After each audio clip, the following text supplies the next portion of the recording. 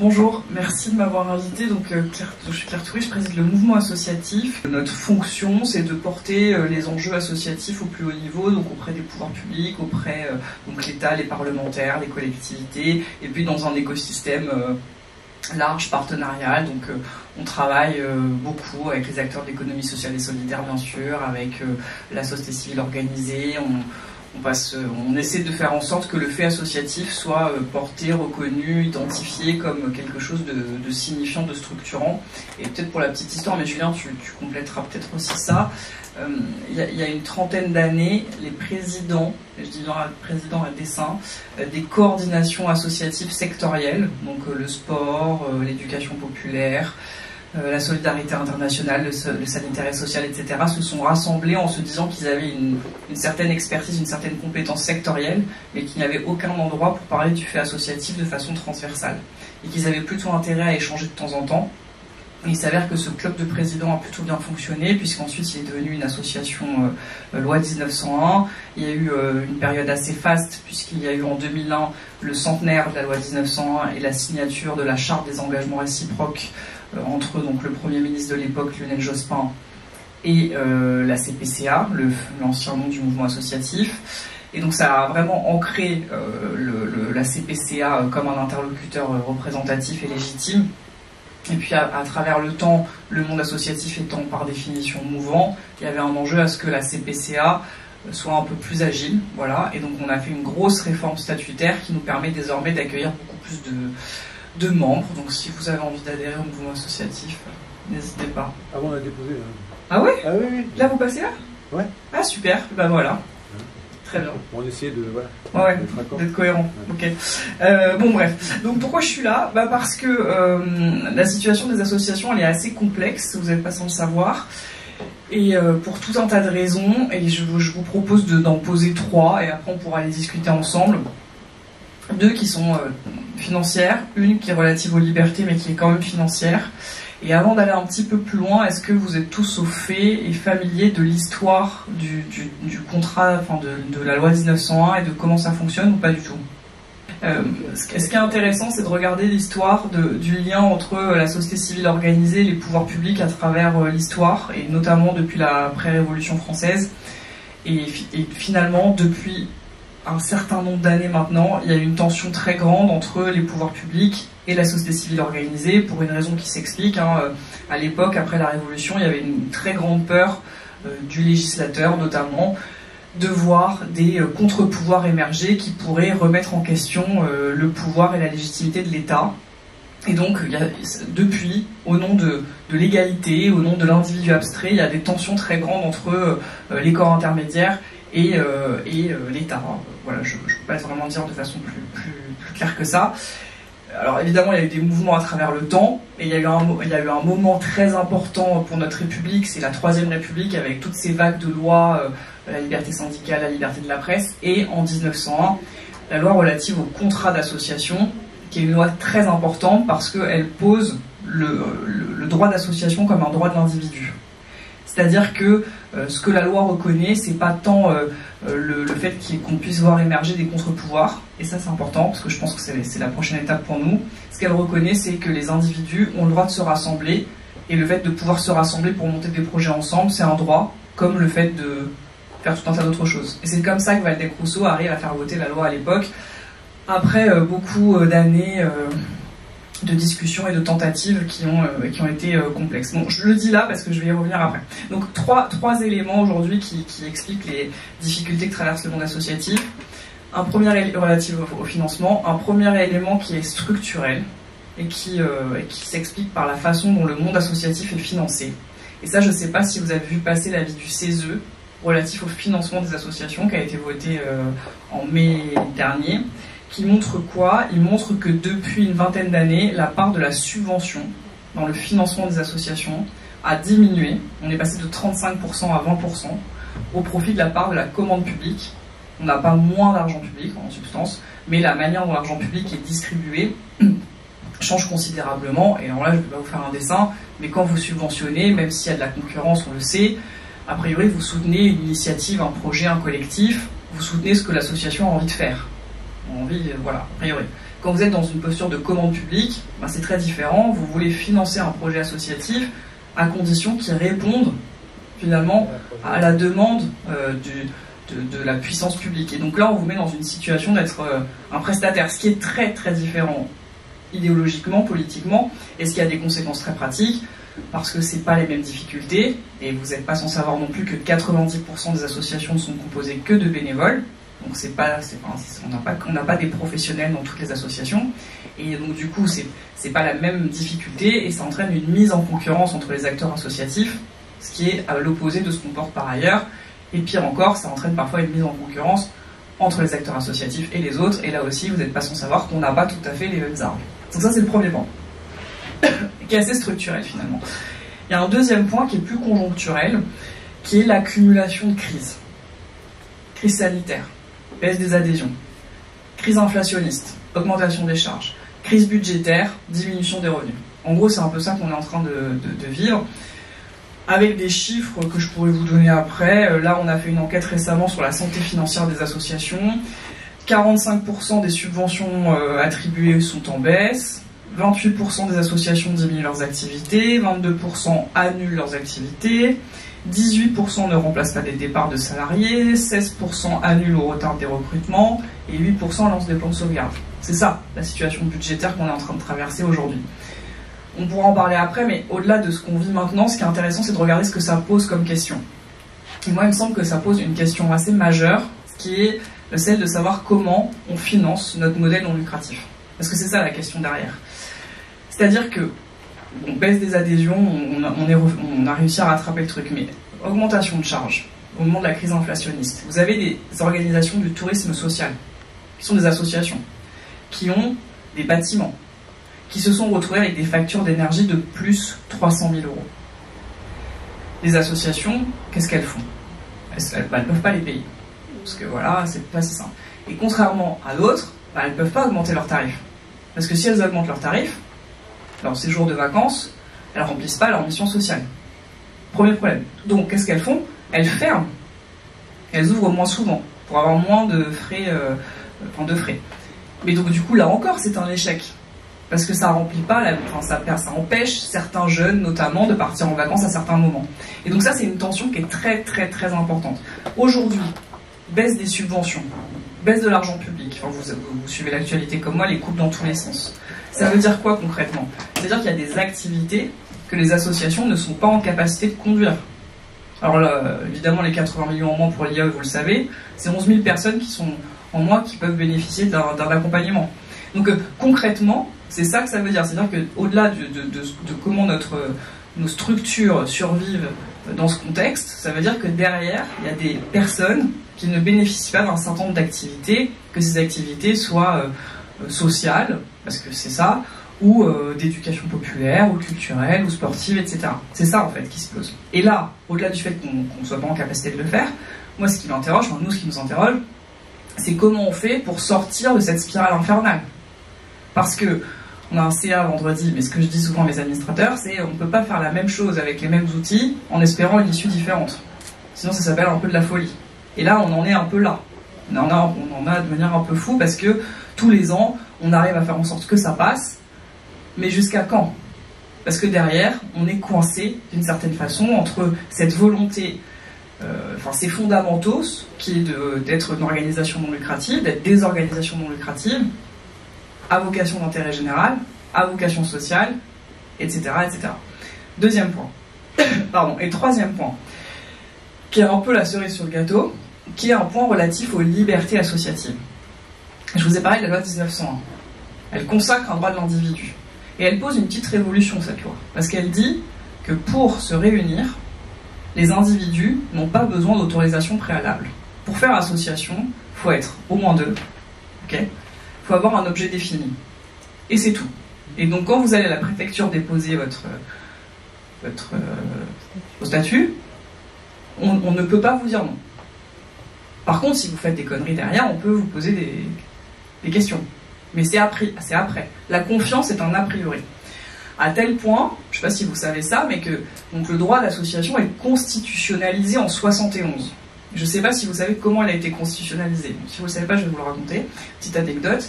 Dans les années 70, post-68, là encore, il y a des tensions assez grandes entre le pouvoir et les associations, et notamment entre les associations, certaines associations militantes, et un certain Raymond Marcellin, qui était ministre de l'Intérieur, et qui était un petit peu agacé de voir ces associations s'exprimer contre le gouvernement, et qui donc du coup avait envie d'intervenir. Et donc à l'époque, il tente de poser un décret. Donc il élabore un décret qui réintroduit l'autorisation préalable. Le décret est retoqué en Conseil d'État, puisque ça va contre l'esprit de la loi 1901. Donc il dit, bon bah c'est pas grave, si ça va retoquer en Conseil d'État, je vais faire une loi. Donc il fait une loi, il fait un projet de loi, qui est voté à l'Assemblée nationale, voté par tout le monde, enfin pas tous, mais par la majorité des députés, qui réintroduit l'autorisation préalable. Ça arrive au Sénat, et là, Alain Poher, et comme quoi c'est pas qu'une histoire de gauche ou de droite, Alain Poher, président du Sénat, dit c'est pas conforme à l'esprit de la loi 1901. Il saisit le Conseil constitutionnel, qui donne raison à Alain Poher et aux associations, qui du coup entraîne aussi une constitutionnalisation du droit d'association, et qui même, et c'est là que c'est passionnant, sur le plan démocratique, qui même bouleverse le rôle du Conseil constitue, puisque c'est à partir de ce moment-là que les questions QPC, enfin les questions prioritaires de constitutionnalité, je ne le dis pas bien, sont introduites. C'est grâce à ce conflit entre Marcellin et Simone de Beauvoir et d'autres qui étaient organisés sous forme associative à l'époque. Donc on constitutionnalise le droit d'association. Mais ce qu'on ne fait jamais, c'est protéger le financement des associations. Et donc du coup, qu'est-ce qui se passe? En 2021, vous avez une loi qui est votée, qui vise à conforter les principes de la République, la loi séparatisme. Et cette loi séparatisme, qui est ancrée dans la continuité de l'assassinat de Samuel Paty, discours des Mureaux, etc., elle pose 2 articles sur les associations, et notamment un, qui est un peu l'éléphant au milieu de la pièce, qui est le contrat d'engagement républicain. Donc en gros, désormais, toute association subventionnée ou agréée, pour pouvoir l'être, doit signer un contrat d'engagement républicain, qui n'a de contrat que le nom, puisqu'il n'a fait l'objet d'aucune négociation, qui pose un certain nombre de principes frappés au coin du bon sens, et qui en pose d'autres extrêmement problématiques, et notamment un sur le fait de ne pas contribuer à troubler l'ordre public. Et donc, pourquoi ce truc va complètement à rebours de tout ce qui a été fait jusqu'ici, et pose quand même un impensé, et invite à inventer une nouvelle étape, parce que il montre quoi? Il montre que la confiance comme a priori de la loi 1901 a été transformée en défiance, puisque pour être financé ou agréé, vous vous engagez à faire des choses. Ce qui change complètement la donne. Mais ce qui nous montre bien que si vous avez le droit de vous réunir autant que vous voulez, ben pour être financé, on est dans une autre logique. Et donc ça pose une question hyper puissante sur le plan démocratique, qui est de savoir à qui appartient l'argent public. Je n'ai pas de réponse. Enfin, j'en ai plein, mais je n'ai pas le temps. Mais voilà. Et donc du coup, c'est un peu là où on en est aujourd'hui. Et donc ce contrat d'engagement républicain, qui a été utilisé assez peu finalement, il a surtout ouvert une boîte de Pandore. Parce que, soi-disant contre les associations séparatistes, il paraît qu'il y en a, ou peut-être, hein, mais soi-disant contre les associations séparatistes, il est utilisé surtout contre les associations de droit et de cause, les associations environnementales, et soudainement on s'est mis à avoir un discours exacerbé sur quelles sont les associations qui peuvent être financées et quelles sont celles qui ne peuvent pas l'être. Et je vais faire une conclusion parce que je vois que je suis un peu longue. La question qui se pose aujourd'hui, relative au financement, relative aux libertés, et relative à la loi 1901, c'est pour ça que j'en parlais, c'est de savoir comment on fait pour que ce droit de l'individu consacré devienne, donc la nouvelle étape, ce soit une consécration du tissu associatif pour ce qu'il apporte à notre système et à notre société. Et donc, ce à quoi on est en train de réfléchir au sein du mouvement associatif, c'est comment on arrive à financer autrement ou à garantir un financement socle du monde associatif, comme il existe un financement socle du monde syndical, un financement socle des partis politiques. Et donc ça veut dire quoi? Ça veut dire qu'on doit forcément passer par une reconnaissance du tissu associatif pour ce qu'il est en tant que tissu associatif. Et donc finalement dépasser ou aller au-delà, ou passer une étape, je ne sais pas quel est le bon terme, par rapport à la loi 1901 qui consacre un droit de l'individu. Et je pense que pour qu'on s'en sorte, c'est un peu le seul moyen. Et j'ai entendu le président de la République dire hier qu'il était prêt à rajouter des taxes pour financer notre modèle social. Ben, peut-être que c'est aussi ça, finalement, notre modèle social. Et donc nous, on va lancer un travail, hein, il faut qu'on l'expertise, il faut qu'on parle avec des fiscalistes, des juristes, des organisations européennes, etc. Mais on va lancer un travail, un plaidoyer et un chantier là-dessus pour réussir à trouver un moyen de financer le monde associatif autrement, par de l'argent public toujours, mais via un fonds dédié, co-géré, un peu sur le modèle de la sécurité sociale finalement. Ça c'est un des gros chantiers qu'on va faire, et un autre qu'on est en train de lancer aussi, qui est notamment porté par Martin Bobel qui a fait l'avis au CESE, c'est une proposition de loi au Sénat qui vise à sanctuariser la subvention versus la commande publique. Ça va pas tout changer, hein, mais c'est en termes de symbole c'est assez important. Et enfin, dernier point, on est en attente d'une inspection générale, d'un rapport de l'inspection générale de l'administration, qui est l'inspection générale du ministère de l'Intérieur, qui a évalué la loi séparatisme et qui fait normalement des préconisations sur le contrat d'engagement républicain.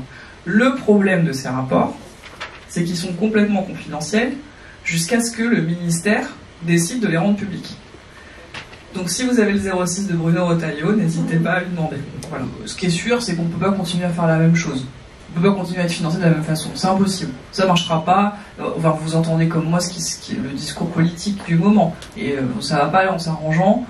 Donc voilà. Puis en fait, je pense que même si ça allait en s'arrangeant, je vais vous dire, il y a une question qui se pose profondément pour nous, c'est celle de notre indépendance quand même.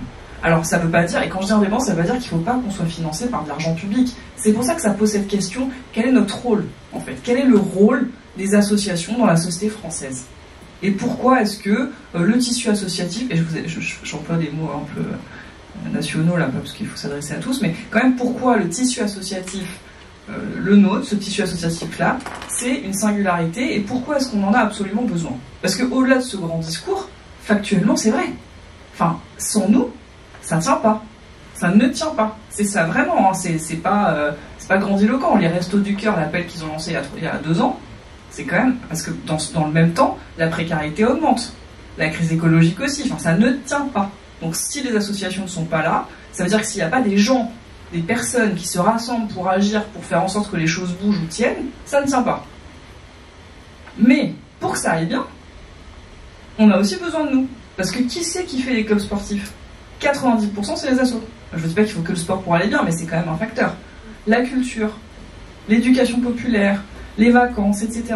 Et en fait, c'est ça qui est dingue. Et on l'a dit au Premier ministre qui est venu au CESE la dernière fois, on lui a dit, mais quand même, vous vous rendez bien compte de tout ce qu'on apporte et à quel point on n'est pas bien traité. Et alors, il y a la question des libertés. Ça, c'est hyper politique. Mais au-delà de ça, il y a toute la dérive néolibérale. Il y a Madame Christelle Morancé qui supprime en 5 minutes tout le financement à la culture. Et 70% du financement au secteur associatif.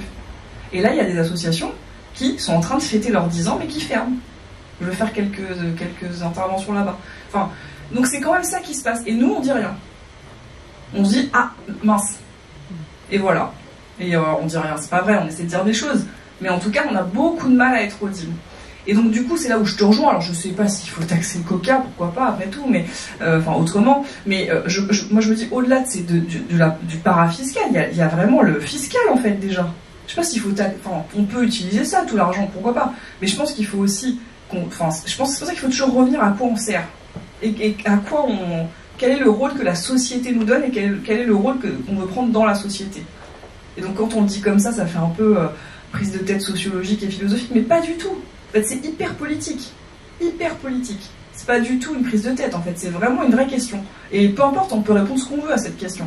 Mais si on décide qu'on a besoin du tissu associatif pour que la société, elle tienne, ben on doit faire en sorte que ce tissu associatif, il ait les moyens de survivre. Voire les moyens de vivre. Voire avoir un socle suffisant, qui sera jamais nécessaire, je le connais. Mais suffisant. Et après, on continuera nos partenariats avec le monde... de la philanthropie, avec les mécènes privés, etc. Et puis surtout, il faut quand même qu'on redise autant que possible que notre modèle économique, il est déjà hybridé. Hein. L'argent public, c'est moins de 50% du financement des associations. Donc on a déjà un modèle qui est hybridé. C'est pas le sujet. Mais par contre, moi je sais pas s'il faut... Enfin, pourquoi pas en attendant, mais je pense que l'objectif à la fin, c'est quand même qu'on ait un financement public garanti qui passe par une taxe, un impôt, pourquoi pas, qui abonde un fonds, qui soit co-géré avec l'État. Moi, je pense que après tout, ça reste de l'argent public, donc pourquoi pas. Mais aussi avec les réseaux associatifs, ce qui va nous mettre dans une situation pas évidente. Mais après tout, c'est aussi ça, prendre nos responsabilités, et que ce fonds-là, il garantisse de manière socle un financement qui ne serait pas en lieu et place des financements publics actuels, mais en plus. Mais si jamais les financements publics actuels nous sortiraient, on aura toujours ça. L'hybridation des budgets, c'est jamais une mauvaise chose en soi, parce que ça permet d'avoir une diversité de ressources et de... Ok. Mais en fait, c'est ce que j'essayais de dire, c'est déjà le cas. C'est déjà le cas, en fait. Quand vous regardez la composition du budget, les dons, là, ces dons dont on parle tout le temps, c'est 5% des budgets des associations. 5%. Sur les 113 milliards d'euros d'argent consolidé de budget consolidé du monde associatif, 5%. Donc c'est finalement assez peu. Alors il y a des associations qui ne vivent quasiment que de ça. Il y en a qui n'en font pas du tout, qui ne font pas du tout appel aux dons. Mais 5% sur un budget global, c'est pas ça qui change la donne. Donc, je comprends votre discours et je le partage en partie. Je mettrai juste une nuance, c'est que la situation budgétaire qu'on connaît aujourd'hui, qui est hyper difficile pour tout le monde, ça c'est vrai, c'est pas une fatalité non plus. C'est-à-dire que là, il y a des choix, c'est des choix politiques, c'est comme tout dans le monde. Donc il y a des choix politiques qui ont été faits, qui sont des choix de désendettement, qui passent par une réduction des dépenses publiques, en l'occurrence, mais il y a d'autres manières de faire rentrer de l'argent. Il y a aussi ça, donc c'est pas une fatalité, c'est des choix politiques qui sont faits, et je trouve que c'est pour ça que c'est compliqué. En fait, notre situation est compliquée. Parce qu'il faut qu'on agisse, qu'on fasse nos projets, qu'on conduise nos actions, qu'on soit au plus près des territoires, qu'on essaie de répondre à des besoins sociaux, qu'on fasse front, qu'on soit collectif, qu'on soit ensemble, qu'on soit en désilotage, qu'on soit optimiste, qu'on soit déterminé et lucide en même temps, et qu'on n'oublie pas qu'en fait on fait pas tout ça pour nous mais pour les autres, mais quand même un peu pour nous sinon on deviendrait fou, et quand même que derrière tout ça c'est un projet politique qu'on porte parce qu'on n'a pas envie que Marine Le Pen gagne les élections en 2027. Donc ça va parce que comme elle est interdite d'élection. Non mais du coup c'est galère, c'est vrai, c'est super difficile. Donc déjà disons-le, c'est difficile. Et c'est plein d'ambivalence, c'est plein de contradictions, et il y a des moments où on prend des décisions qui ont l'air un peu bizarres et contradictoires et pas toujours cohérentes, c'est vrai. Moi je me dis que si on veut s'en sortir, parce qu'il y a l'horizon du temps court, mais il y a l'horizon du temps moyen, il y a l'horizon du temps long. Si on veut s'en sortir, je pense qu'il faut juste qu'on soit bien attentif à chaque fois qu'on prend une décision aujourd'hui, à se demander quelles conséquences elles peuvent avoir demain.